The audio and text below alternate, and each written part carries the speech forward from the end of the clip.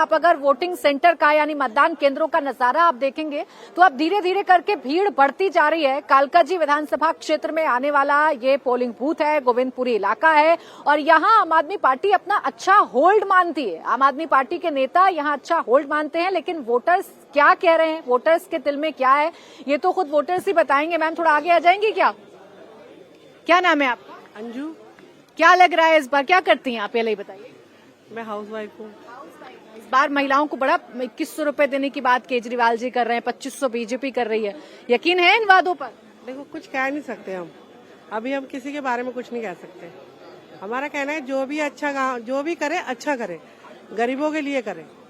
जो गरीबों के लिए करेगा वही हमारे लिए सब कुछ होगा। पिछले 10 सालों में कुछ काम किए हैं? करा है, चल रहे हैं उसी में, कुछ करा है जब भी हम लोग सोच रहे हैं। आप बताइए, आपका क्या नाम है? विश्वनाथ सिंह। क्या लग रहा है इस बार दिल्ली का मुद्दा क्या है, क्या करते हैं आप? मुद्दे हैं जो सरकार चल रही है, ठीक चल रही है, जो कुछ कर रही दे रही है वो सही से संतुष्ट हैं। ये सरकार दोबारा हम चाहते हैं यही आए। अब देखिए, अपनी अपनी बातें कही जा रही हैं। केजरीवाल ने जो वादे किए उसकी भी चर्चा जनता कर रही है, तो इसके साथ ही साथ बीजेपी ने भी इस बार केजरीवाल के पिच पर खेलकर केजरीवाल को घेरने की कोशिश की है। अब आज वोटिंग चल रही है, 8 तारीख को नतीजे आएंगे तो ये सामने आएगा कि आखिर किसकी सरकार दिल्ली में बनने जा रही है। तो कालकाजी विधानसभा सीट की अगर बात करें तो यहाँ पर जो टक्कर है या जो फाइट है वो त्रिकोणीय मुकाबले की बात कही जा रही है, क्योंकि एक तरफ आतिशी चुनावी मैदान में है तो दूसरी तरफ रमेश बिधूड़ी बीजेपी से और अलका लांबा भी इस वक्त चुनावी मैदान में है। वो भी अपनी जीत को लेकर आश्वस्त है। उन्होंने क्या कहा ये भी सुन लीजिए।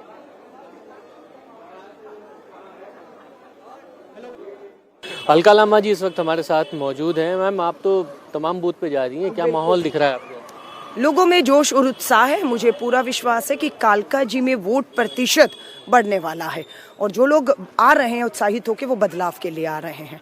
बदलाव किस तरीके? मैं जो लोगों से बातचीत कर रहा हूँ वो तो ये कह रहे हैं कि बदलाव हमें चाहिए, हमारे काम नहीं हुए हैं, लेकिन शायद अब डबल इंजन की सरकार मिले तो शायद हमारा काम हो। मुझे हंसी आती है इस डबल इंजन की सरकार पर। इस डबल इंजन की सरकार की वजह से बेरोजगारी देश में बढ़ी है, रुपया लुढ़क के ऐतिहासिक गड्ढे में चला गया। बताइए देश को, इंडिया टीवी से कहूंगी, बताइए रुपए की कीमत क्या है, बेरोजगारी का क्या आलम है। जो डबल इंजन की सरकार है, 400 पार का नारा था ना, बहुमत के लाले पड़ गए आपको। बैसाखियों के दम पर आप अभी भी सुधर जाइए, लोगों को रोजगार दीजिए, महंगाई से राहत दीजिए। ये राजधानी दिल्ली है, नर्क हो चुकी है, यमुना का पानी दूषित, हवाएं जहरीली, अपराध की राजधानी। भाजपा आम आदमी 10 साल लड़ती रही, अब भी लड़ रहे हैं, रात तक लड़ रहे थे। दुनिया के लिए नहीं, अपने लिए, अपनी सत्ता, अपनी कुर्सी के लिए, इनके लिए लड़े होते तो आज मेरी दिल्ली बर्बाद ना हुई होती। इन दोनों की लड़ाई में कांग्रेस को फायदा मिल जाएगा? नहीं, हम किसी की लड़ाई में अपना फायदा नुकसान नहीं देख रहे। हमें फायदा इसलिए होगा कांग्रेस को, क्योंकि कांग्रेस ने पूरा चुनाव इनकी तू मैं लड़ाई से हटकर जनता के बीच, जनता के मुद्दों पर लड़ा है। इसलिए 2 शब्द है इस पूरे चुनाव में, बदलाव और विकास। अब बदलाव पूछ के वहाँ पे बैरिकेड बंद कर रखा है। कोई भी आदमी जो यहाँ से आएगा उसको बोलते हैं उधर चला जा, उधर से जो आदमी आ रहा है उसको बोल रहे हैं इधर चला जा। आमने सामने नहीं आने दिया है ना, पूरा जाम लगा दिया वहाँ पे। आप देखिए सामने दिख रही है आपको बैरिकेडिंग। आप बताओ ये बैरिकेडिंग क्यों लगी हुई है यहाँ पे? मतलब ये सिर्फ और सिर्फ जो है, और देखिए कोई सीनियर अफसर जो है ऑन रिकॉर्ड पे आने के लिए तैयार नहीं है कि बैरिकेडिंग किसके। अब बताइए, आप कह रहे थे ना आपको सीनियर ऑफिसर ने बोला है, किस सीनियर ऑफिसर ने बोला है वहाँ पे कि बैरिकेडिंग लगा दी आपने अभी मुझे बोला कि आपके सीनियर ऑफिसर ने बोला है और उनसे बात करिए। सीनियर ऑफिसर आपके भाग रहे हैं छुप के, तो ये तो बदमाशी हो रही है ना पूरी की पूरी। ये सर मेट्रो वाला भी बंद किया, वो देखिए वहां से बंद कर रखा, देखिए वहां से सारे लोग मेट्रो से पैदल चल के आते हैं, वहां बंद कर रखा है। सिर्फ जो है गरीब गांव वालों को परेशान करने के लिए ये पूरी की पूरी बदमाशी कर रखी है। क्यों? क्योंकि मैं यहाँ रहता हूँ, यहाँ पे मेरा वोट है, तो इसलिए ये बदमाशी करेंगे। अरे यार ये कोई काम है? तुम काम करो, काम से जीतो ना, ये सब करने से क्या। और देखो भाग गए, छुप के भाग गए सारे के सारे।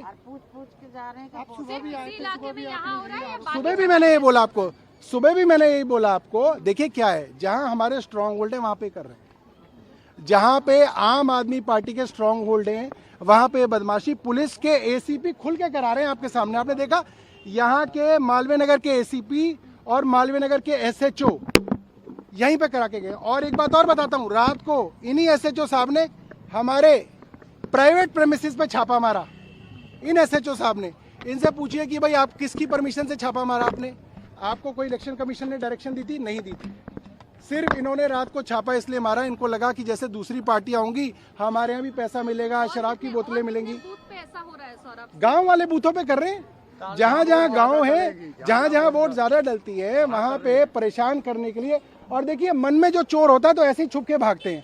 एसीपी और एसएचओ आपके सामने, मैंने उनसे प्रश्न पूछा, जवाब नहीं दिया, भाग गए। कितने बूथों पे अब तक आपने भाई यहाँ पे 21,000 वोट डलते हैं। यहाँ पे 21,000 वोट, 21,000 तो बहुत वोट होते हैं। कितने बूथ ऐसे हैं जहां पर इस तरह की चीज आप देखिए यहाँ पे तो मुझे लग रहा है कि कितने बूथ है भैया चिराग दिल्ली के? यहाँ पे 17-18 बूथ होंगे, 17-18 बूथ है। तो सौरभ भारद्वाज जो कि ग्रेटर कैलाश से चुनावी मैदान में हैं, वो आरोप लगा रहे हैं। हालांकि आम आदमी पार्टी लगातार सुबह से आरोप लगा रही है कि दिल्ली पुलिस आम आदमी पार्टी के वोटर्स को रोकने की कोशिश कर रही है। अब तो खूब घूम घूम के सौरभ भारद्वाज बैरिकेडिंग्स दिखा रहे हैं और पुलिस पर गंभीर आरोप लगा रहे हैं। कुल मिलाकर दिल्ली का चुनाव आज फैसले का दिन है, क्योंकि आज जनता अपना फैसला ईवीएम में कैद कर देगी। और 8 तारीख को इंडिया टीवी पर आप सुबह से लगातार 6 बजे से सबसे तेज नतीजे देखेंगे। आपको पता चलेगा कि जनता ने आखिर क्या फैसला दिल्ली के लिए लिया है।